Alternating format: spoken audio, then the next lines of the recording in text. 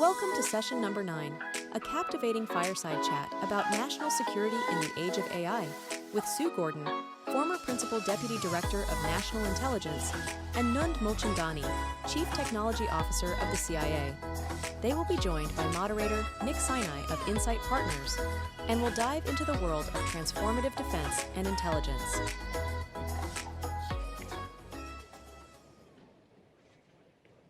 How's everyone doing?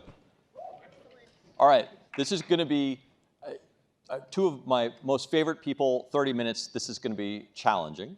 I'm Nick Sinai. I've been with Insight for almost a decade and help on a lot of the national security investing as well as some of the federal go-to-market. So two of my favorite people, and it's hard to read their bios, so I will just say that Sue Gordon, with almost 30 years at the CIA, and then NGA, and then ended in ODNI. She basically ran all 18 intelligence agencies for the US government. Nund Mulchandani is a serial entrepreneur, product engineer, CEO, Silicon Valley through and through.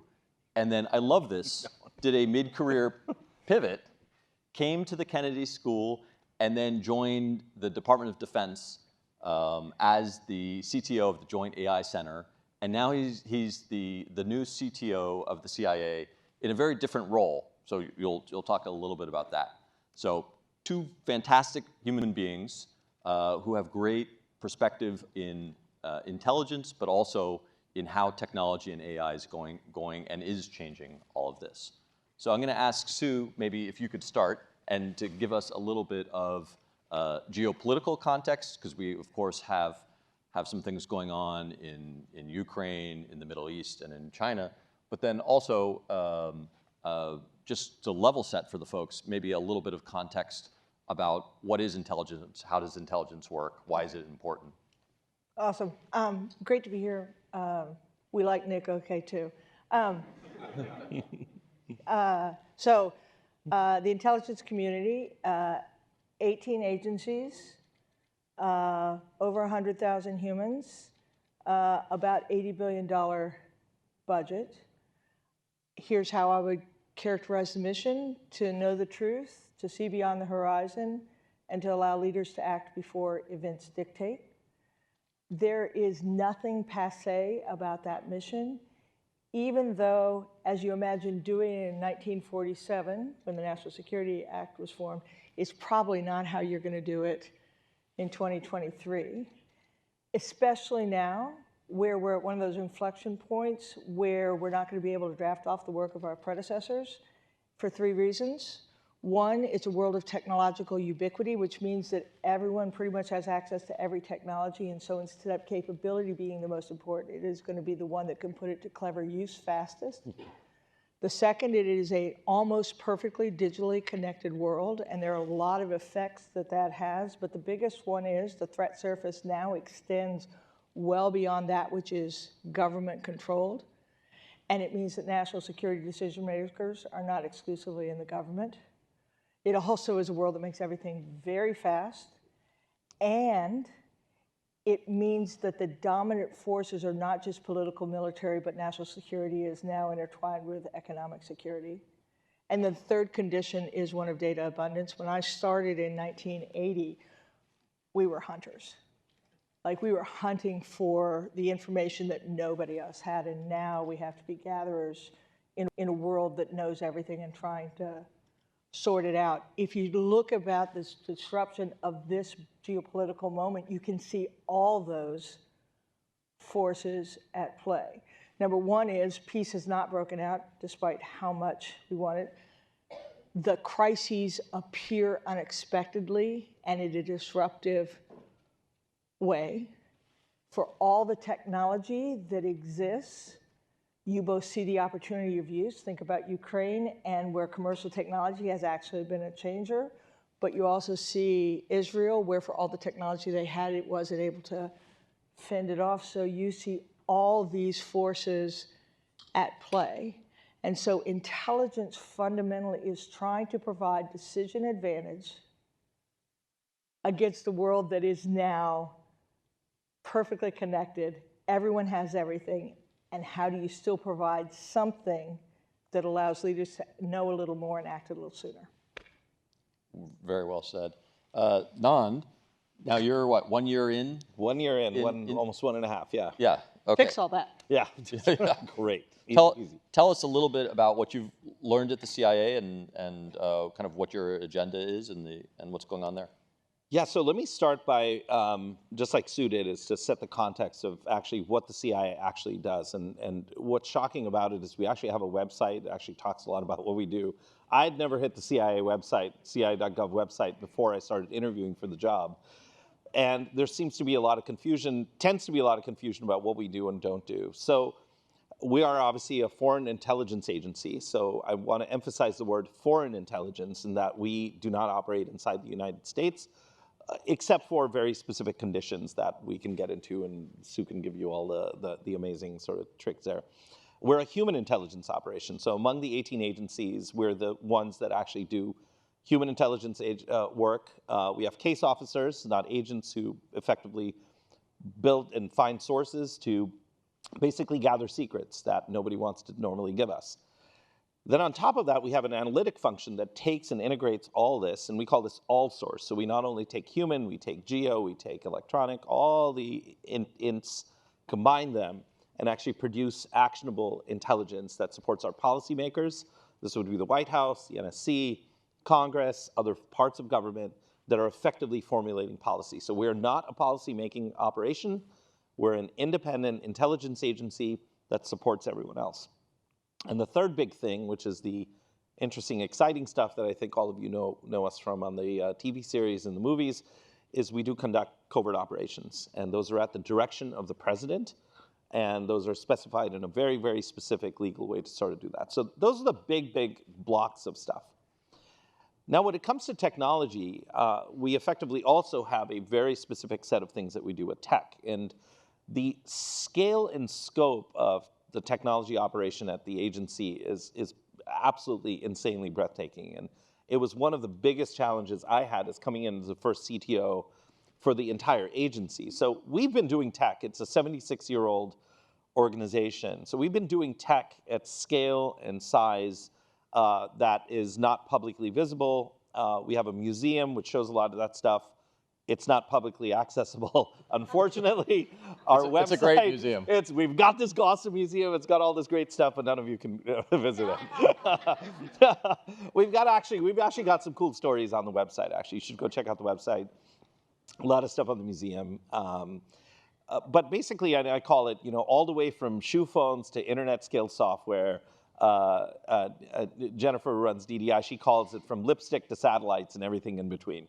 But basically, we integrate hard tech, soft tech, digital, information, sensors, space, land, air, sea. I mean, we've got it all. It's a self-contained, amazing world that at least I've gotten to live in, which is exciting. So the big functions, one is the sort of running the enterprise. We are a global organization, 24/7. We're in countries that you know about and probably don't even know about. So that's the enterprise functions to run the agency. The second is all the specific tech that we use for operations, which in many cases is custom built, one-off, very bespoke, et cetera. That stuff you can see in the movies or your imagination. And the third big piece, which is the big change in focus, is that the agency had been focused on CT and counterterrorism as our primary, as a big, big mission for the past 20 years. So this idea of the technology industry, so the two big changes that Director Burns made when he joined the agency was basically do a business review. And lo and behold, the two big things that came out were the foreign threat, specifically around great power competition, China, Russia, et cetera, but China was sort of the main focus there, and technology, which was the second big piece, which is actually very interesting because it's not a geographic threat or other things. It's this amorphous thing called tech that we had to now start to deal with. And it's the intersection of the two, which is where we think the battlefield is getting played out. And as you can see, policymakers' interest in technology, industrial policy is important. And therefore, the agency is now realigning very heavily around these two threats, which is why my position got created, We have something called T2MC, which is a mission center dedicated to technology and transnational issues, which was new, and a China mission center. So organizationally, Director Burns and the management team, we flipped around and changed the organization very rapidly to embrace that. So that's sort of the big picture. And the last thing I'll say is about the CTO role itself, which was different, which is the CTO, the technology functions that we do. So we're organized according to directorates and mission centers. And the CTO role is different among the sort of senior leadership, the technology leadership, in three primary functions. One is I play a horizontal role across the agency.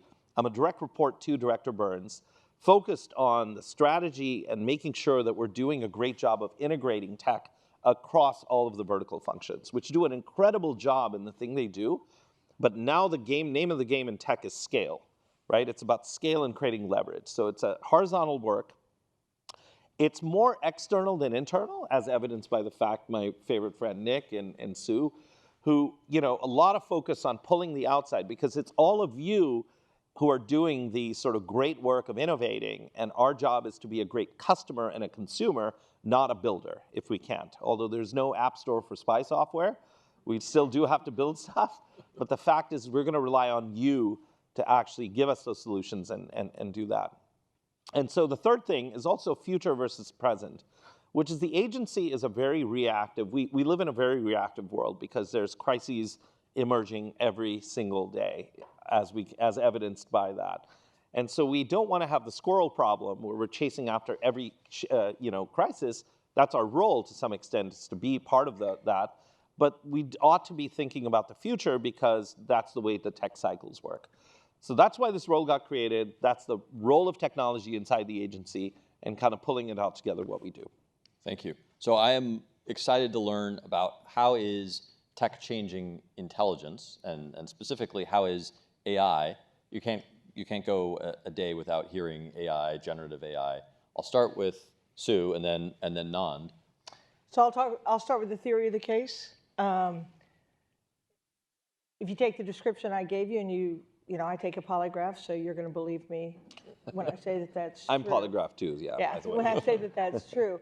And really, all the threats and opportunities increasingly go through information, right? So if you're about knowledge and advanced knowledge and a clear picture of what is, not what you prefer, you have got to be dominant in the information space. And I think one of the most interesting things is, I was listening to Don talk, is the reason why we're focused on why the CIA is focused so hard on technology now is not that that's new, but it's interesting that the world is so much better at technology. We were so dominant that we did it, but we didn't have to necessarily assess what everyone else was doing because the gap was so great. But in an information-dominant world, I cannot imagine being dominant without using every tool of understanding, manipulation, depth, coverage, assurance that exists. And certainly what's happening in AI, which is not new, but what's happening now in the acceleration is one at which the intelligence discipline writ large in the CIA specifically has got to be, if not the leader, it has got to master that discipline. It simply must. The other thing I will say before I turn it over to Nand is, what's great about intelligence, and particularly great about the CIA, is I say it's a gateway drug to new capability. Because it isn't like the Department of Defense where you have to do 800,000 of anything. The problems that the intelligence community takes on are the ones that are so hard that no one knows how to do it, and they tend to come in ones and twos.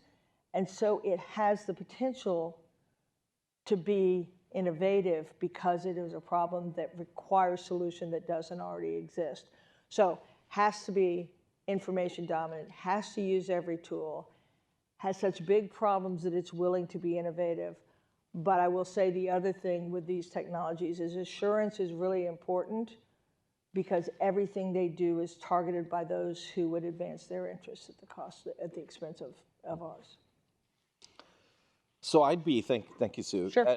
I'd be restating the obvious in terms of the fact that, do we believe that AI is going to dramatically impact our business and the work that we do? There's just no question. We've known that for a while. I think the stakes have just gone up in terms of where the tech is going and what impact it's having on us. So let me be more specific. Human intelligence right now is incredibly hard. Our case officers, for them to operate outside in foreign countries, is becoming every single day becoming increasingly harder. And it's vice versa, by the way. It's our adversaries spying against us, same problem. It's what we call ubiquitous technical surveillance, video cameras, biometrics, the root of all evil. I think I have my cell phone on, which is a little weird for me to have it here during the day, connected cars, you name it, everyone's being obviously tracked 24/7, including all of our folks. The other problem is that our tradecraft is what we teach and how we do our work is basically what I call the find a rock, hide under the rock, and no two people share the same rock, right? That was the tradecraft in the old days. The point is that hiding under your own rock now is the signal. It's not the thing that gets you actually hidden. It's the thing that actually gets you caught. And so we are really rethinking almost every aspect of our business in terms of how do we continue, because the role of human intelligence, by the way, is not going away. For every movie where you see somebody, hacking into a router or something or a computer, there was a human involved in enabling that entire chain. It may not be obvious, but when you actually really get into the guts of it, the role of human intelligence has never been more important. Now, interestingly, we're also matching up open source with the other pieces there. So that's aspect of like all the stuff that's out there. How do we bring it? It's an AI problem. It's a big data problem. But then the human intelligence problem is a associated problem. So matching those two up is kind of the big challenge of the day. The other big piece is that the analytic function that we have is obviously hugely impacted by AI in a very dramatic way. However, this is sort of where I think we're sort of, as a consumer of this technology, there's the sort of practical aspects of stuff that I talk about a lot, both internally and also out in public, which is that the normal mode in many of these discussions tends to be, for instance, are you just going to replace all analysts with AI? Is AI going to do all this work? Why do we need human intelligence gatherers when AI or data gathering can help you with this? The point is that when the discussion goes from where it is today, the maturity of this technology, the brittleness of the technology, where it is, what we're trying to do is when you look at the functions inside the agency, like the analytic function, like the case officer function, these are insanely hard, incredibly deep, years and years of experience with nuances that you can't believe. The bar to get something published as an analytic product at the agency, or even more so to get into the presidential daily brief that gets written actually right next to the CTO office, the bar is so high that these probabilistic algorithms, right, when you actually look at sort of the work that we do, is highly deterministic in many ways. And when you look at the algorithms and the state of AI today, which by the way is its power, is the power to be probabilistic and the power to be, as I got quoted the other day, the crazy drunk friend. The idea that it takes you out of your conceptual blindness into another piece there is super, super powerful. So what we're doing is doing very, very deep and thorough experimentation and work with AI. Open source, for instance, we're heavily, heavily employing AI in almost every aspect of that. And even inside the agency, across every one of the disciplines.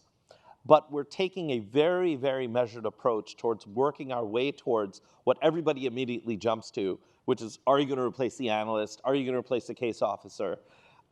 Things don't quite work that way in terms of that. What we're viewing it, and this is my last point I'll make. I've made this point before, which is you can view AI as sort of in three different dimensions here. One is the replacement model. Does AI actually completely take over or replace a function? The second is the co-pilot model, which is you're a domain expert, and this allows you to automate or give to the co-pilot many of your mundane tasks that you would otherwise do, like, for instance, reading 10,000 very thin information reports to form some opinion on it. AI can do that for you quickly, while you do the analytic or the conclusion. And then there's the crazy drunk friend piece, which is challenging you or forcing you to start thinking about scenarios, the black swan, the sort of 2 standard deviations out problems and things, which is very effective, but it's not a replacement. And with especially Gen AI, and I think that was kind of maybe sort of needed to obviously talk about Gen AI here. The issue with Gen AI is it gives you that power. And currently, I think what everyone is struggling with is we've had deterministic algorithms, right? To geek out here for a second. Most of the computer science and systems that we've dealt with are highly deterministic systems, which have very, very specific sort of boundaries and predictability. What we're dealing with now in the current state of AI is probabilistic algorithms that don't have clean boundaries and don't have clean outputs and explainability and other pieces there. And the policy discussion going on right now is how to take these probabilistic algorithms and jam them into deterministic problems that we wanted to solve. And in doing so, we're putting policy boundaries around it, which blunts its effectiveness. And I think this is literally the debate of the day that we have to deal with in AI, is how do we actually, we want the best of probabilistic algorithms, yet the determinism of deterministic algorithms. And there's, unfortunately, in computer science, sometimes there's no free lunch. And I think this is a struggle that everyone's going through from a consumer standpoint in transforming their business with this. Can I quickly jump in and use that and give you 2 opportunities and a challenge in Sue Gordon language? Number one is, we spent so many years trying to understand the capabilities. Did weapon systems exist? What did it look like? That's still important, but there are lots of ways to get there. The challenge we have today is how is it all going to be used? Use is about patterns. Use is about what always happens, what never happens, and what sometimes happens. So thinking about how AI can help that, particularly if you think about the intelligence community's history, most of it was excruciating detail about the former Soviet Union. Years and years and years and years. Our knowledge of China is much less. You won't have the years and years and years, but you need to know more. So one is just finding those patterns. The second one is, I was thinking about the humans, and that is, if we leave humans with only the tools that they have at their disposal now, we're going to turn into aging shortstops. You know what an aging shortstop is? And that is, man, they just can't get to the balls they have, but they don't want to commit errors. So what happens is you age, you stop going after some of the balls. You do not want an intelligence community that stops going after the balls, so you need to help that. So those are the 2 opportunities. Here's the challenge.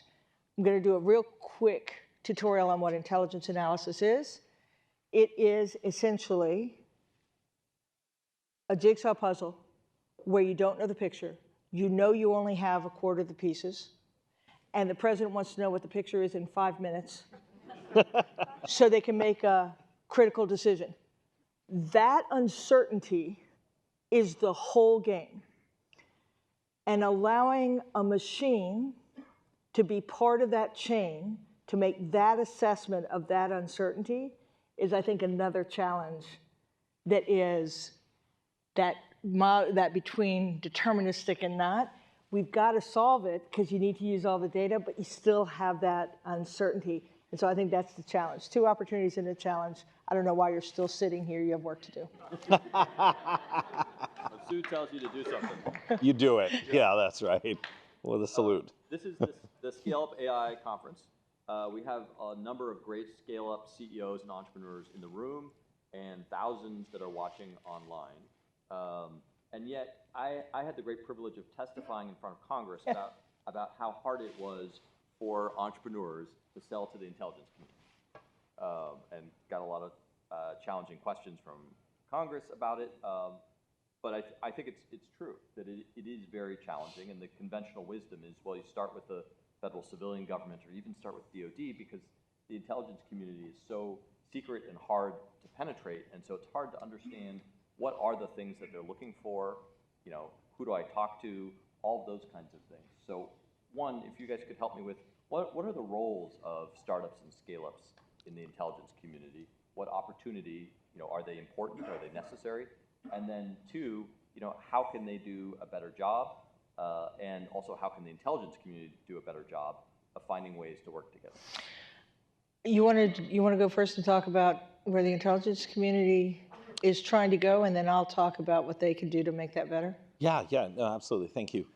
I'll try to be quick. So yeah, we do pride ourselves in being in the video game. We're the boss level, which is you work your way up the levels to get to us at some point. And it's because the extraordinary, obviously, and I'd say our issues are both real and sometimes self-created. And I think part of our work that we're doing internally is doing a good job of trying to disambiguate which is which, because some are incredibly real. We have major CI concerns. We have to run these things, obviously, in super, super secret sort of systems, et cetera. CI? Oh, counterintelligence. So, just because you're paranoid doesn't mean people aren't out to get you. And this is a job where truly people are out to get you, because the other ones I've had pale in comparison to your competitors sort of trying to get you.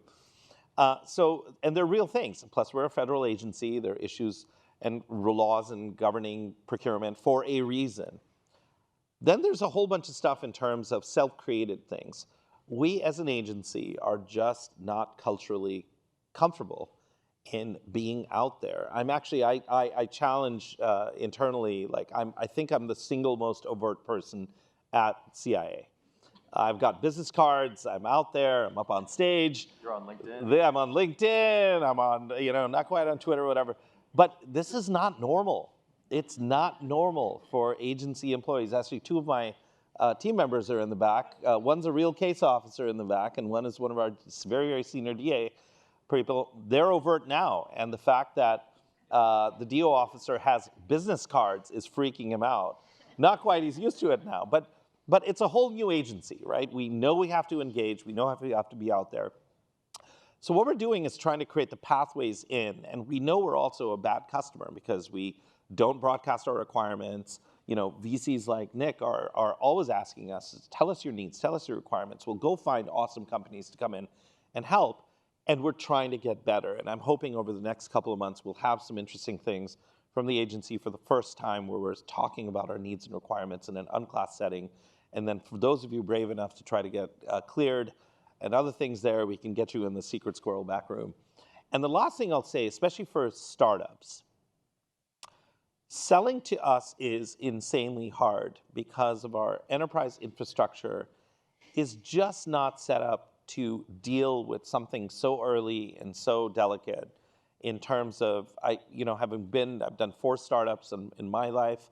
I know what it's like when you're trying to build a company, trying to find customer needs and requirements, which we're terrible at telling you about.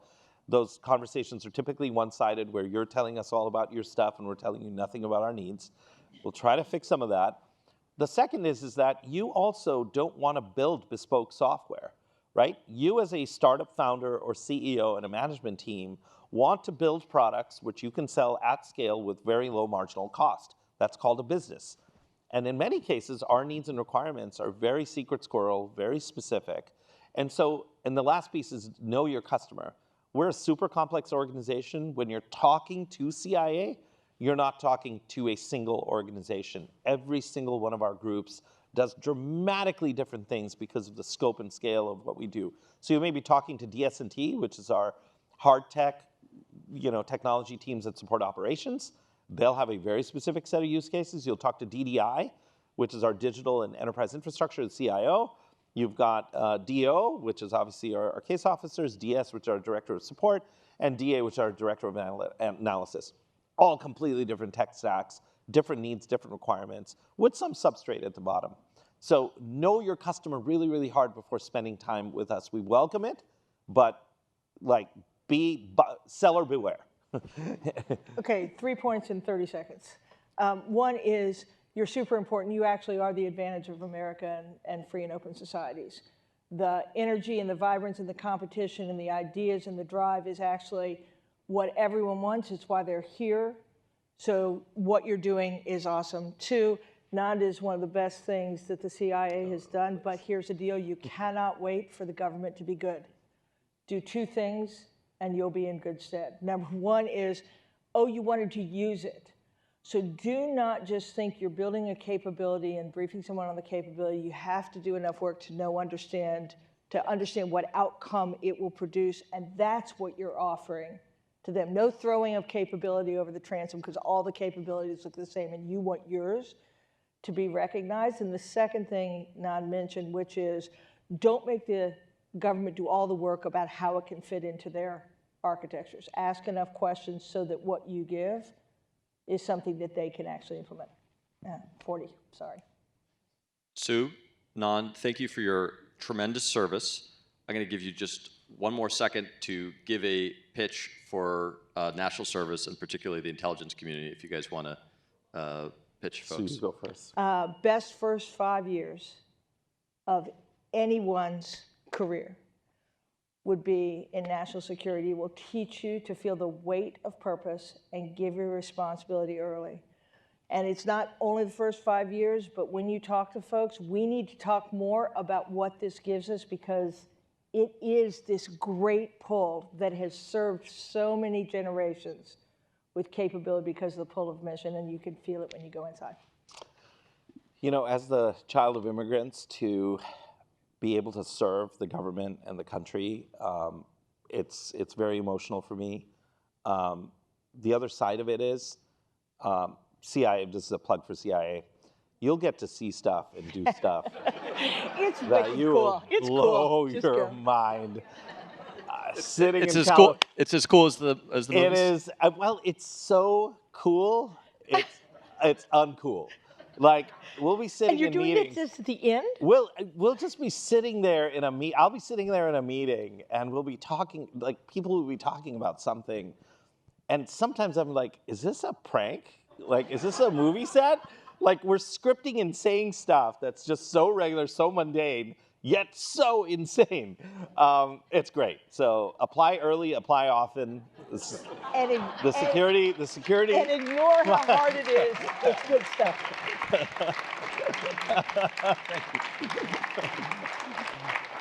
Please join me in thanking Sue, Nund, and Nick for sharing some powerful intelligence.